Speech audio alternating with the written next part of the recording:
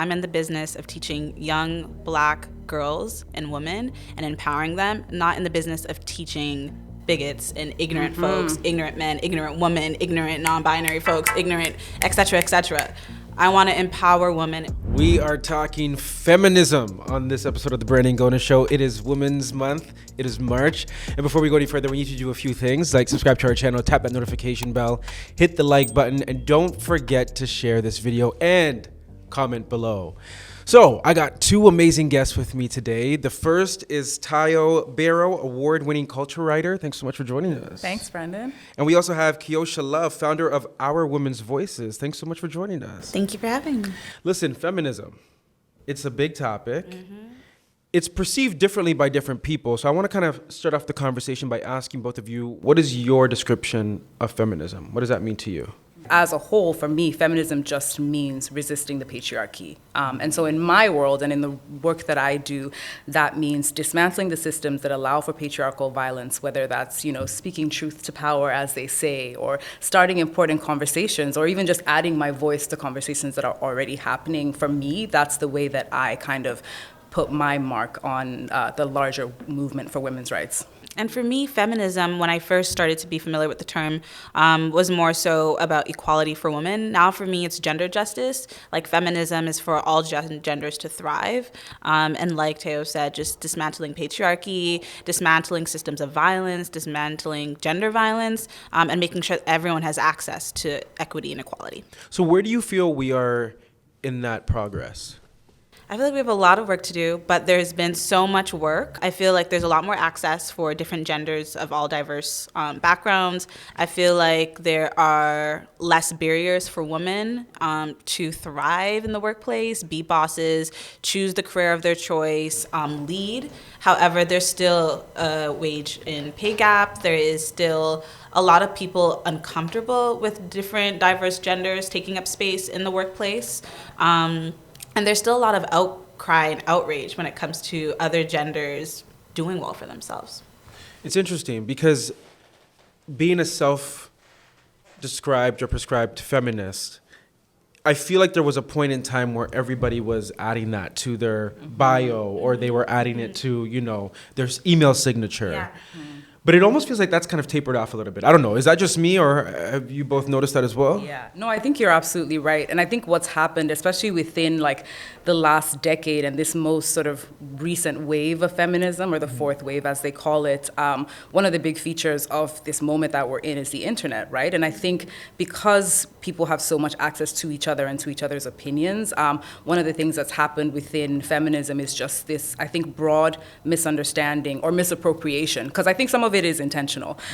This misunderstanding or misappropriation of the meaning of what feminism is at its core. So the way that we see it messaged a lot of the time today on social media is we all hate men. But that's not, that's a very basic, reductive way to think about feminism. So a lot of it, as you say, some people are kind of pushing back against that label. And I think a lot of it comes from that place of the idea of what feminism is has been misunderstood and misappropriated for so long that it almost seems like a icky word now. That moniker you said of "we hate men," that's kind of out there. Do you think that has been a purposeful hijacking of the word feminism? And if you think so, by who? I think there's two reasons why people are a little bit afraid to own the title feminism. One, for what you said around hating men, but also the whitewashing and the white centrism that comes with feminism. It's not just men who don't want to be feminists. It's also women. Because for a long time, feminism was co-opted by white women and centered for white women. The whole feminism group actually did start with white women wanting to vote.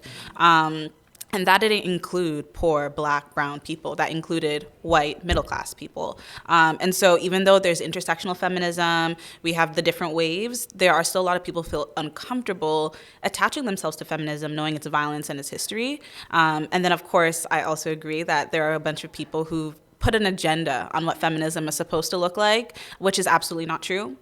But the way I feel is if you are actually someone who believes in dismantling violence for all people, you would actually take feminism at face value for what it really is, and you would not bring that up in an argument. I feel like that argument is often an excuse, really, to perpetuate more violence.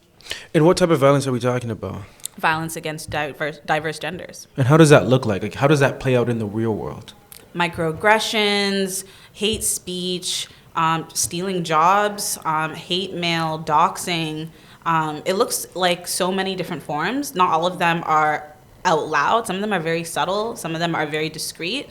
But we know violence when we see it. And some of it is also kind of done in the name of protecting women or protecting womanhood, right? And I What think, do you mean by that? yeah, that's one of the most insidious ways that I think violence against women shows up today is in this way. Like we talk about, for example, the whole J.K. Rowling debacle, right? Of like who counts as a woman or who is a woman. And I think a lot of the violence that gets perpetrated against women whose presentation of womanhood is not traditional. So we're talking about trans women. We're talking about, women who don't present as, traditionally female, right? A lot of them have experienced a lot of violence and are being excluded from kind of the auspices of feminism in the name of protecting real women, right? And I think, that's one of kind of the worst parts of this whole thing for me is like, yes, perpetrating violence against women has always happened, but the co-opting of feminism in order to exclude trans people is one of the ways that we're seeing that violence play out.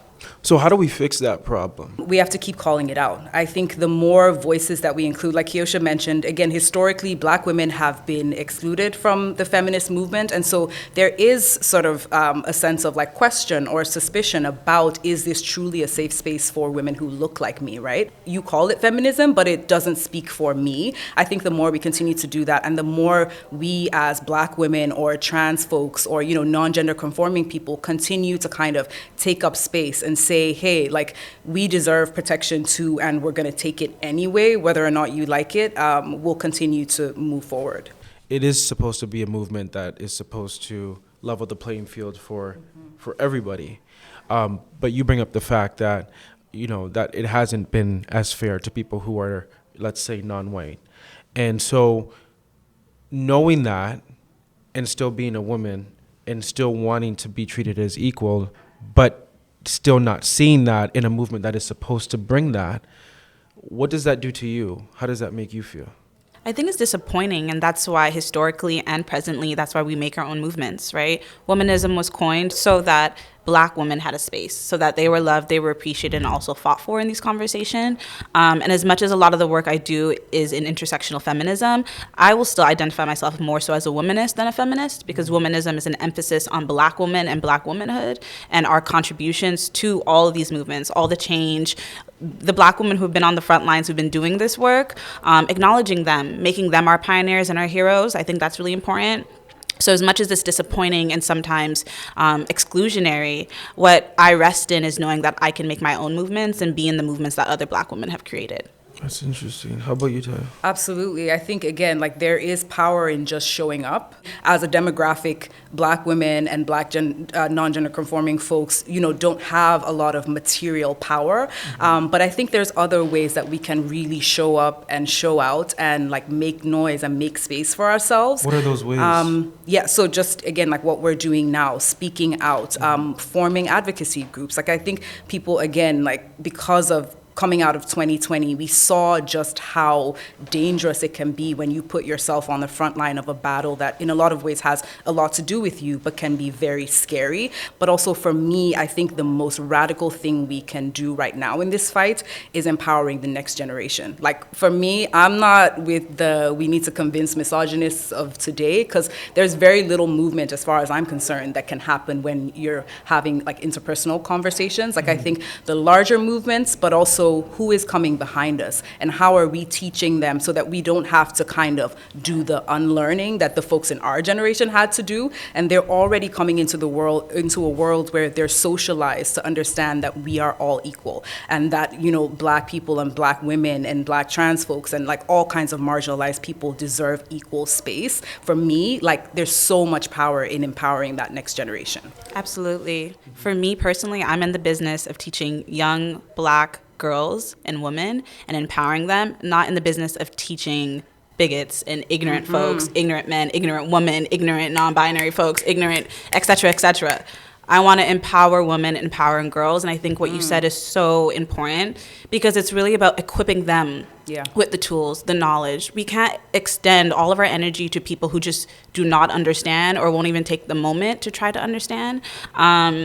we can't be mothers for people who aren't willing to learn or take a step back and understand why violence is violence. I mean, like, it's a basic thing. So it's just like, instead of putting our energy into teaching people that violence is bad, I want to teach young girls and women to stand up. But what do you do? And you can swear on here. That's fine. If you want to pull that one back, go right ahead. But what do you do if those people who are, like you said, the biggest, the ignorant, so and so and so and so, but they're so loud and they're hijacking conversations and they're taking up space? How do you combat that? That's honestly such a good question. And honestly, when it comes to online digital spaces, for me, I have two choices. Either I'm going to comment with a clap back too, or it's a block. And it really depends on the safety of the post and who's in that post as well. Sometimes for other people, it's triggering to actually see that comment. And so blocking and not engaging is the best thing to do, so that person is still feeling empowered. Or the other is like, I'm going to take up space right now. I'm going to reclaim my space right now, and I'm going to tell you why what you said was dumb. But one thing I've learned is that being loud does not mean you're right. And so you can be loud as you want, but when I rest and know in my truth and what I'm promoting, what I'm teaching, what I'm saying, your loudness is not going to make me more quiet. So yeah, and I think we also need to just like starve a lot of this shit of oxygen. Like, that's the truth of it. Like, a lot of these like harmful spaces online only exist because they have an audience to be harmful in front of. And like, once we kind of shut that down and like just like starve it of oxygen, like, you don't get any life, because a lot of them, again, like, they only exist because of the life that they get from people like us who exist to kind of resist that violence. I love a good clapback, but I think one strategy as well that I think works really well is just like, shut them down. You don't exist. And when they run out of air, they run out of air. It's so interesting because I feel like a recent example that we kind of saw, especially as a black woman, was Angela Bassett at the Oscars and her reaction to not winning in her category. And there were so many people online who reacted with like, oh, distasteful, like all these things, and some coded language that to me, I was like, this is seeming a little bit weird. I don't know. Did you guys kind of notice that yourself? Absolutely. And those are microaggressions. And this is the very problem in the feminist movement to begin with, right? It's the fact that white women get more grace than black women and racialized women, right? And so when a white woman is upset because they lost, like anyone else would be, it's like, it's okay, hun. It will be all right. When a black woman expresses disappointment for losing, it's like, why would you be disappointed? You don't like to see other women win? No, she wanted to win. We all want to win. It doesn't mean that we don't have love or celebration for other women. It's just sometimes it's just like, damn, I really wanted that one. And the fact that Angela wasn't given that grace, that empathy, is the exact problem with feminism right now. This idea that only white women get to be given grace, only white women get that pass. It's so interesting because when I saw her reaction, what I thought on the inside is I saw heartbreak. Yeah.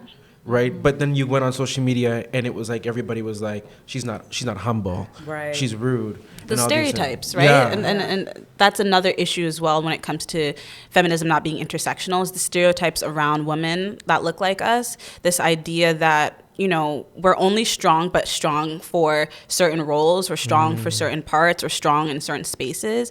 And that any time that we show any kind of emotion that's the opposite of the strength they deem that we usually have, it's like distasteful or, not appropriate or aggressive or like scary. It's like, what's she gonna do with that? And it's like nothing. It's a human emotion that all women and girls experience. Yeah, it's also just the amplification too, right, of the emotion. Because I actually missed that moment. So I was doing something else, and I saw the comments on Twitter before it. And why did I think this lady got up in her seat, started yelling at everybody, tearing stuff down? I thought, like, based on the response on Twitter, I was like, Angela Bassett has done it now. Like, this is it. She did the thing. Like, and I go to watch it back, and this lady just sat there and looked sad. And as you said, like, looked heartbroken, right? And we see this happen all the time. Like, this kind of need to amplify the emotion or the reaction, right? So then that justifies all of the pushback and all of the backlash that these folks get. We really are just not allowed the full range of emotion that other people are allowed, like, unless we're expressing some kind of joy. And even in those moments of black joy, even that they try to take from us, right? So it's just like, there's no way to exist in the fullness of like your own authentic emotion as a black woman without being pushed back against by the rest of the world. And that was just a perfect example.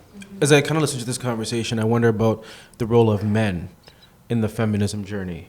And we've heard very powerful men describe themselves as a feminist, like our Prime Minister, Justin Trudeau. I mean, what did you both make of that when you heard that, and when you hear leaders like his type of caliber say, "I'm a feminist"? For me, I just think it needs to be real. I mean, feminism isn't something to check off. It isn't something to put on a t-shirt. It's real life work and actual beliefs and actual showing up and actual dismantling systems and actual making a difference, actual making a change, actually giving some money, actually giving other positions. Like, it is work. To be a feminist is to disrupt a world of patriarchy. And so when Justin Trudeau and other people are calling themselves feminists, it needs to be backed up with some real action, right? It has to be in the way that they move, the way that they talk, the way that they actually share space in community, at home, at work, wherever they are.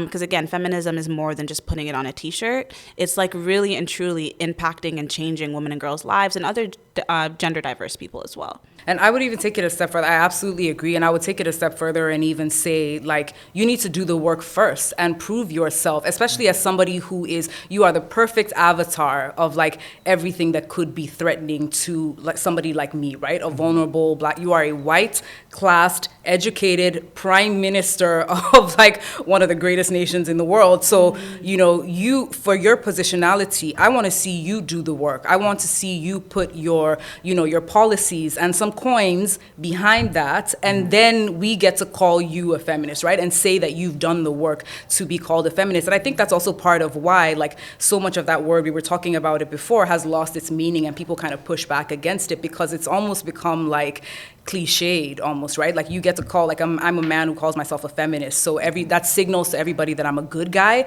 but where's the real work behind it, right? So I'm almost even like resistant to that. I'm like, let me see you do the work, and then we can call you a feminist. Also too, I hate this idea that feminism makes you a good person, because to be honest, you should just be a good person, period. Ooh. And like that should just be natural. You are a good person, and you being a good person means you believe in disrupting gender violence, period. Mm-hmm. As we're kind of in this fourth wave of feminism that you both talked about, who do you believe is the biggest roadblock to getting to that ultimate goal? I think it's anyone with any kind of power who is still resisting the work of the feminist and womanist movement. So that could be, like, anybody could put themselves in a position to kind of disrupt the work that feminism is doing. You could be a man, you could be a white woman, you could be, a person with class privilege and money who is kind of, disrupting the work of grassroots people who are doing work. So I think the answer is that it could be anyone, and that's what people need to be intentional about, because it could really be you. It's about power. At the end of the day, all of this is about power, and for whose problem is it? It's everyone, right? And for the people with power, they have more of a responsibility to shift those power dynamics, to make sure they're not upholding violence and, really harmful patriarchal actions. And so that's an institutional problem, it's a systemic problem, and then when it gets personal, it's people with power. You both said at the top of this that, who you're fighting for and hoping to really impact is the next generation. So for the younger boys, girls, whoever watching this, each of you, what message would you say to them? Think about who is most vulnerable and try and make the best possible world you can for that person. I think my message is that your voice will always matter. There'll be people who resist and will try to fight and combat the voice that you have, but when you have a voice, when you're meant to use it, and use it. Don't let fear stop you, and don't let other people stop you from using it. And on that note, thank you both for joining me. That was a great conversation. Thank you, Brandon. Thank you for having us. Thank you. Hey, it's BG, and I want to know, what do you think about what you just watched? Make sure to drop your thoughts in the comments below, but also make sure to check out even more great content like this video and this video over here. And if you haven't subscribed to the Brandon Gonez Show, do so right now by clicking this button right here.